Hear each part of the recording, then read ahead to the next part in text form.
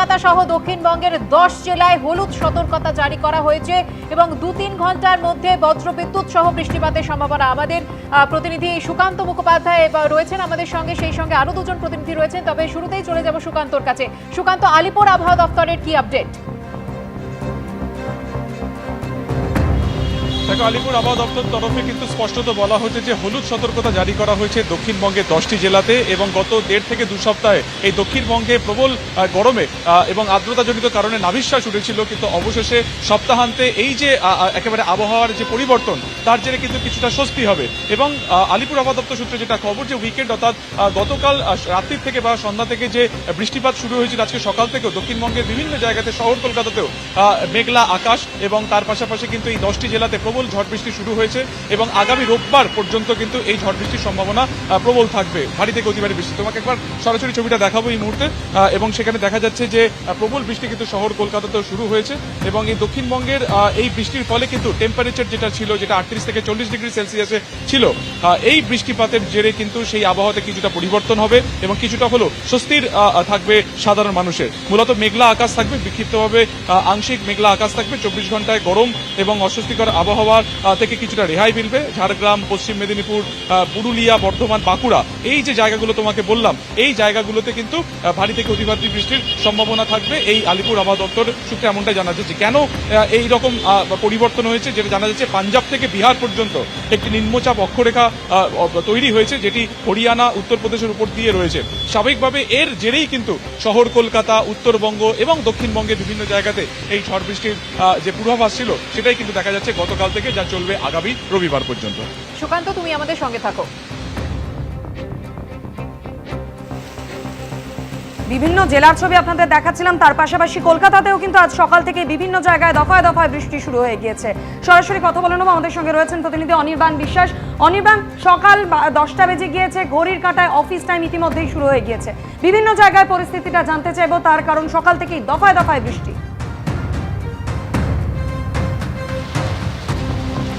দেখো, একদমই সকাল থেকে যে দফায় দফায় বৃষ্টি শুরু হয়েছে, সেই বৃষ্টির পরিপ্রেক্ষিতে এই মুহূর্তে কিন্তু শহর কলকাতার যান চলাচল সেটা কিন্তু বেশ কিছুটা শ্লথ হয়েছে, কারণ বেশ কিছু পকেটে ইতিমধ্যে জল জমতে শুরু করেছে।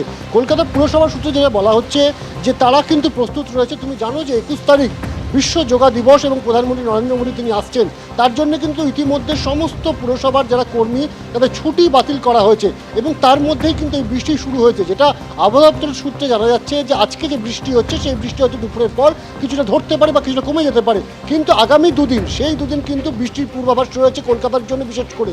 সেই জায়গায় দাঁড়িয়ে এই মুহূর্তে কিন্তু যথেষ্ট চিন্তার ভাঁজ কলকাতা কর্পোরেশনের যিনি অ্যাডমিনিস্ট্রেটর রয়েছেন স্মিতা পান্ডে এবং তার পাশাপাশি আধিকারিকদের কপালে। তার কারণ যে একদিকে যেমন যোগা দিবস রয়েছে, যেখানে প্রধানমন্ত্রী নরেন্দ্র মোদী রেড রোডে তিনি যোগা দিবসে যোগদান করবেন, ঠিক তেমনভাবেই কিন্তু গোটা শহরকে সচল রাখতে হবে, কোথাও যেন জল না দাঁড়িয়ে যায় সেইটা কিন্তু মেনটেন করতে হবে। সেই জায়গা থেকে দাঁড়িয়ে ইতিমধ্যে কিন্তু কলকাতা কর্পোরেশনের তরফ থেকে বিভিন্ন যে ম্যানহোল রয়েছে, সেই ম্যানহোল থেকে অতিরিক্ত মাত্রায় ড্রেজিং করে যে সমস্ত পলি ছিল সেই পলি তোলার কাজ গত 1 সপ্তাহ ধরে হয়েছে। কিন্তু যেভাবে বৃষ্টি শুরু হয়েছে, এইভাবে বৃষ্টি যদি চলতে থাকে তাহলে কিন্তু আগামী দুদিনের পরিস্থিতি সেটা কিন্তু আরও খারাপ হতে পারে।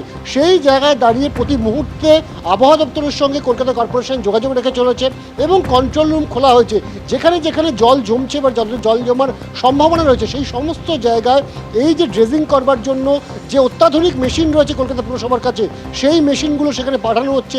এমনকি বেশ কিছু জায়গায় পাম্প বসানো হচ্ছে, যাতে অতিরিক্ত জল, যদি জোয়ারের সময় বৃষ্টির পরিমাণ বেড়ে যায়, অতিরিক্ত জল যাতে শহরে কোনোভাবে না দাঁড়াতে পারে, সেই জন্য অতিরিক্ত পাম্পের ব্যবস্থা রাখা হচ্ছে, যাতে সেই পাম্প দিয়ে, যাতে লকগেট বন্ধ থাকা অবস্থাতে পাম্প দিয়ে জলগুলোকে লকগেটের ওপর দিয়ে যে গঙ্গায় ফেলা যায়, সেই সমস্ত ব্যবস্থা কিন্তু রাখা হচ্ছে। ফলত এই মুহূর্তে দাঁড়িয়ে কলকাতা কর্পোরেশন যেটা বলছে যে তারা কিন্তু প্রতি মুহূর্তে, প্রতি ঘন্টায় তারা কিন্তু নিরবিচ্ছিন্ন সম্পর্ক রাখছে আবহাওয়া দপ্তরের সাথে এবং পরিস্থিতি কোন দিকে যায় তার উপরে কিন্তু অনেক কিছু নির্ভর করছে। কিন্তু যে পূর্বাভাস রয়েছে, আজকে হয়তো যে বৃষ্টি হচ্ছে, সেই বৃষ্টি দুপুরের পর কিছুটা কমলেও কমতে পারে, এমন সম্ভাবনার কথা শুনিয়েছে আবহাওয়া দপ্তর কর্পোরেশনকে।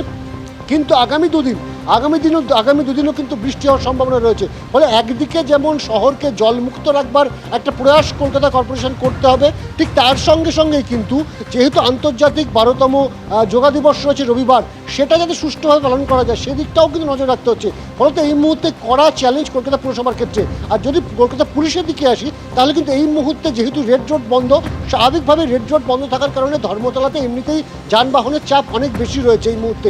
সেই জায়গায় দাঁড়িয়ে বৃষ্টিতে গাড়ির গতি সেটাও কিন্তু বেশ কিছুটা কম রয়েছে, এমনটা কিন্তু আমরা পুলিশ সূত্রে জানতে পারছি। এবং বিভিন্ন পকেটে কিন্তু অল্প বিস্তর জল জমতে শুরু করছে, যেখানে যেখানে জল দাঁড়াতে শুরু করছে সেই সমস্ত জায়গায় কিন্তু গাড়ির গতি স্লো হয়ে আসছে। স্বাভাবিকভাবেই কিন্তু অফিস টাইমে নাকাল হতে হচ্ছে সাধারণ মানুষকে। একদমই, অবশ্যই পরিস্থিতির দিকে আমাদের নজর থাকবে। অনির্বাণ, তুমিও আমাদের সঙ্গে থাকো। বুঝতেই পারছেন, আলিপুর আবহাওয়া দপ্তরের পূর্বাভাস অনুযায়ী ইতিমধ্যেই কলকাতা পুরসভার পক্ষ থেকে একাধিক সতর্কতামূলক পদক্ষেপ নেওয়া হয়েছে। খোলা হয়েছে কন্ট্রোল রুম। আর এই মুহূর্তে শহরের স্কাইলাইনের ছবি আপনাদের সামনে রেখেছি। একেবারে কালো মেঘে ঢেকে গিয়েছে শহরের বিস্তীর্ণ অংশ। সকাল থেকেই বজ্রগর্ভ মেঘ, ভারী বৃষ্টি।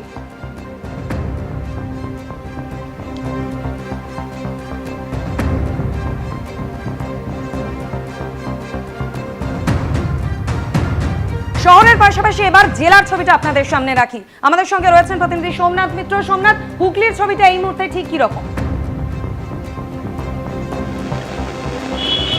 দেখো, হুগলি জেলাতে সকাল থেকেই কিন্তু ভারী বৃষ্টিপাত শুরু হয়েছে। নিম্নচাপ অক্ষরেখা যেটা তৈরি হয়েছে তার ফলে উত্তরবঙ্গের একাধিক জেলায় যেমন বৃষ্টিপাত হচ্ছে, তেমনি দক্ষিণবঙ্গের একাধিক জেলায় বৃষ্টিপাত হচ্ছে। সেই ক্ষেত্রে হুগলিও তার ব্যতিক্রম নেই। হুগলিতেও সকাল থেকে প্রবল বৃষ্টিপাত হচ্ছে, কখনো ভারী কখনো মাঝারি বৃষ্টিপাত হয়ে চলেছে। এবং এর ফলে আজ সকাল থেকেই কিন্তু স্বাভাবিক যে জীবনযাত্রা, সেই জীবনযাত্রায় কিছুটা হলেও প্রভাব পড়েছে। এবং গ্রামাঞ্চলের যে রাস্তা, সেই রাস্তার বেশ কিছু জায়গায় কিন্তু জলমগ্ন হয়েছে, এমনও ছবি কিন্তু উঠে এসেছে। সব মিলিয়ে সকাল থেকে হুগলি জেলার বিস্তীর্ণ এলাকায় ভারী বৃষ্টিপাত হচ্ছে এবং কখনো মাঝারি বৃষ্টিপাত হচ্ছে। এবং আবহাওয়া দপ্তর যে পূর্বাভাস দিয়েছে সেই পূর্বাভাস অনুযায়ী কিন্তু বৃষ্টিপাত হচ্ছে। ধন্যবাদ সোমনাথ।